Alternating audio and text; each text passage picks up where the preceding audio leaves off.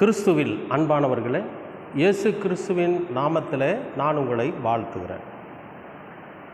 இன்றைய அனுதின உணவில் கர்த்தர் நமக்கு கொடுக்கிற வார்த்தை மத்தேயு எழுதின நற்செய்தி நூலில் 5ஆம் அதிகாரம் 14-15 வசனங்களை கர்த்தர் என்னை கொடுக்கிறார்.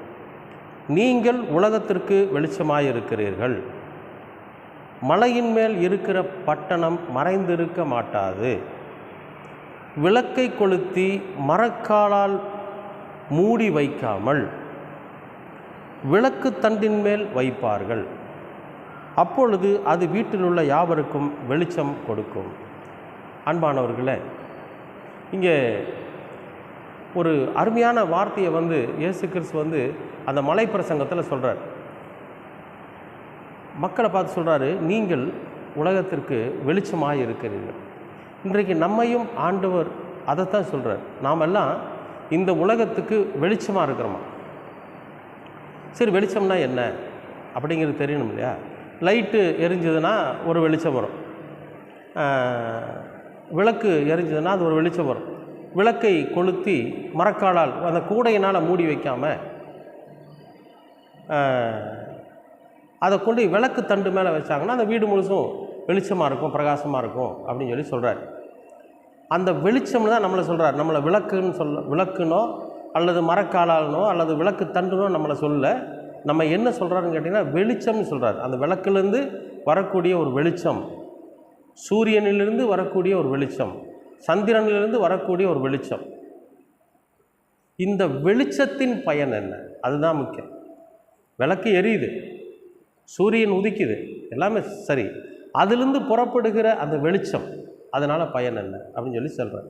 நம்ம எதுக்கு ஒப்பிடுறாருன்னு கேட்டிங்கன்னா அந்த வெளிச்சத்துக்கு ஒப்பிடுறார். நீங்கள் இந்த உலகத்துக்கு வெளிச்சமாக இருக்கிறீர்கள்.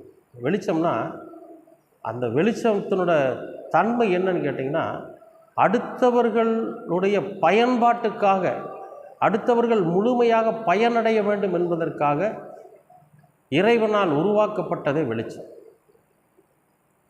இந்த வெளிச்சத்தினால் பாருங்கள், இப்போ ஒன்றும் இல்லை, இரவு நேரத்தில் இருளுக்குள்ளே நம்ம எந்த காரியத்தையும் செய்ய முடியாது.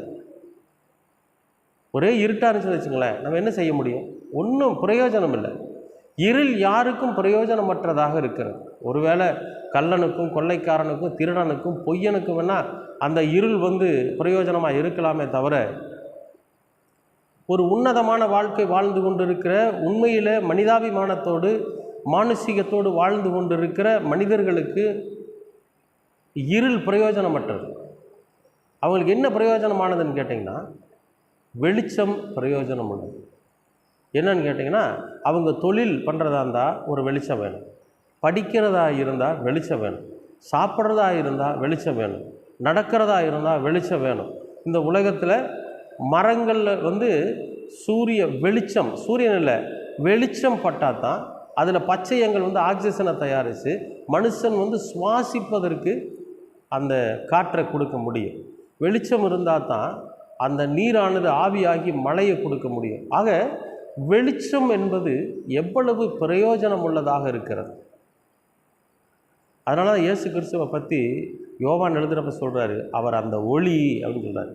என்ன ஒளினா சத்தத்தை சொல்ல, வெளிச்சத்தை சொல்கிறார். இப்போ இயேசு கிறிஸ்து நம்மளை பார்த்து சொல்கிறார், நீங்கள் இந்த உலகத்திற்கு வெளிச்சமாக இருக்கிறீர்கள். இப்போ நாம் எப்படி இருக்கணும் அப்படின்னா, இந்த உலகத்திற்கு பிரயோஜனம் உள்ளவர்களாக இருக்க வேண்டும் அப்படின்னு சொல்கிறார். எப்படி பிரயோஜனம்?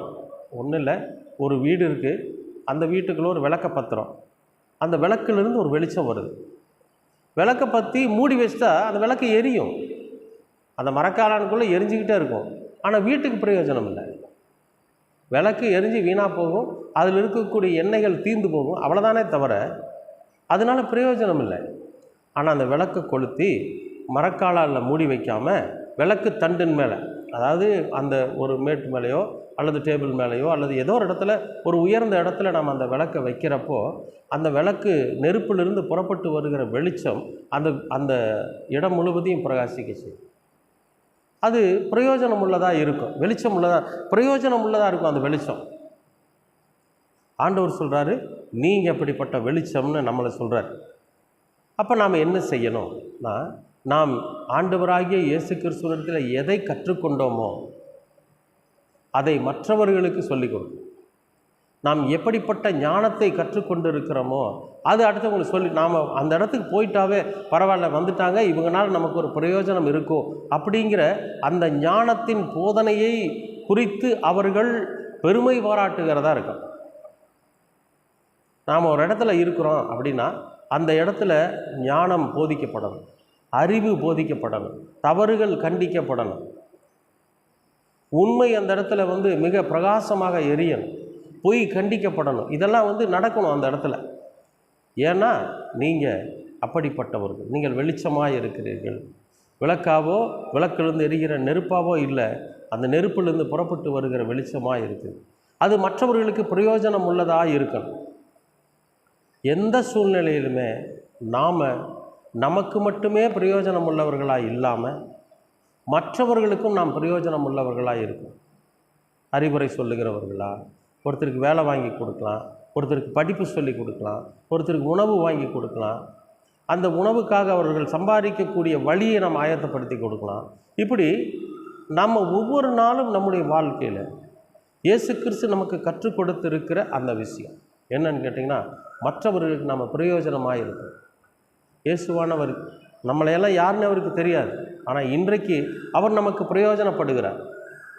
நாம் நல்வழிப்படணும்னா இயேசு கிறிஸ்துவை பின்பற்றுகிறவர்களாக இருக்கணும். இயேசு கிறிஸ்து சொல்லி போயிருக்கிற போதனைகள் நமக்கு இன்றைக்கு பிரயோஜனமாக இருக்குது, வெளிச்சமாக இருக்குது. வேதத்தில் கூட ஒரு வசனம் உண்டு, உம்முடைய வசனங்கள் நாங்கள் போகிற பாதையில் வெளிச்சமாக இருக்குது. அப்போ நாம் இந்த உலகத்தில் வாழ்கிற அந்த நாட்களில் வெளிச்சம் எப்படி மற்றவர்களுக்கு பிரயோஜனம் உள்ளதாக இருக்கிறதோ அதுபோல் நம்முடைய வாழ்க்கை நாமும் மற்றவர்களுக்கு பிரயோஜனம் உள்ளவர்களாக இருக்கணும்.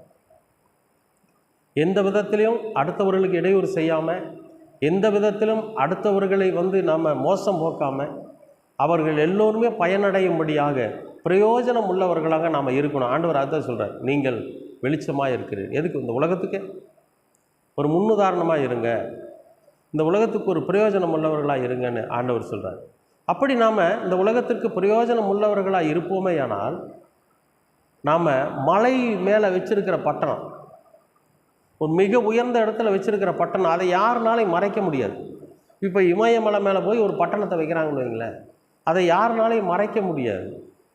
ஆண்டவர் சொல்கிறார், நீங்கள் வெளிச்சமாய் மற்றவர்களுக்கு பிரயோஜனம் உள்ளவர்களாக இருக்கிற போது நீங்கள் உயர்ந்த ஸ்தானத்தில் வைக்கப்படுவீர்கள்.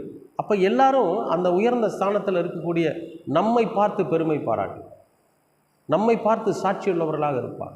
அன்பானவர்களே, இயேசு அதைத்தான் சொல்கிறார், நீங்கள் உலகத்திற்கு வெளிச்சமாய் இருக்கிறீர்கள், நீங்கள் பிரயோஜனப்படுங்கள், மற்றவர்கள் உங்களை பிரயோஜனப்படுத்தி கொள்ளும்படி நீங்கள் உண்மையும் உத்தமமாய் வாழ பழகுங்கள். கர்த்தர் அதுதான் சொல்கிறார். அன்பானவர்களே, நாமும் கூட இந்த அனுதின உணவின் வாயிலாக நாம் கற்றுக்கொள்ளுகிற ஒரு விஷயம், நாம் இந்த உலகத்திற்கு வெளிச்சத்தைப் போல பிரயோஜனம் உள்ளவர்களாக இருப்போம், வெளிச்சத்தைப் போல மற்றவர்களுக்கு பயனுள்ளதாக இருப்போம், வெளிச்சத்தைப் போல மற்றவர்களை வழி நடத்துகிறவர்களாக இருப்போம். நிச்சயமாகவே கர்த்தர் உங்களை ஆசீர்வதிப்பார். அன்பின் பரலோக பிதாவே, அருமையான நல்ல இந்த அனுதின உணவிற்காக உமக்கு நன்றி. இந்த நாளை கர்த்தர் ஆசீர்வதித்து கொடுத்தமைக்காகவும் நன்றி. ஆண்டவரே, நீர் சொன்னது போல நாங்கள் இந்த உலகத்திற்கு வெளிச்சமாக இருந்து மற்றவர்களுக்கு பிரயோஜனமாக, உலக மக்களுக்கு பயனுள்ளவர்களாக நாங்கள் இருக்க நீங்கள் கிருபை பாராட்டுங்க. எல்லா விதத்திலும் இயேசு கிறிஸ்து எப்படி அவருடைய வசனங்கள் எங்களுடைய பாதைகளுக்கு வெளிச்சமாக இருந்து பயனுள்ளதாக இருக்கிறதோ, அதே போல் நாங்களும் இந்த உலகத்தில் வாழ்கிற அந்த வாழ்நாட்களில் மற்றவர்களுக்கு பிரயோஜனமாக இருந்து ஒரு வெளிச்சம் எப்படி மற்றவர்களுக்கு வழி நடத்துகிறதோ அதுபோல் நாங்கள் ஒரு வழிநடத்துகிறவர்களாக இருந்து இந்த உலகத்தில் ஜீவிக்க நீர் எங்களுக்கு கிருபை பாராட்டுங்க. உடைய வசனங்களும் உடைய வார்த்தைகளும் எங்களை வழி நடத்தட்டும். எல்லாவற்றையும் அருமை இரட்சகர் இயேசு கிறிஸ்துவின் வழியாக கேட்கிறோம் நல்ல பிதாவே. ஆமேன், ஆமேன், ஆமேன்.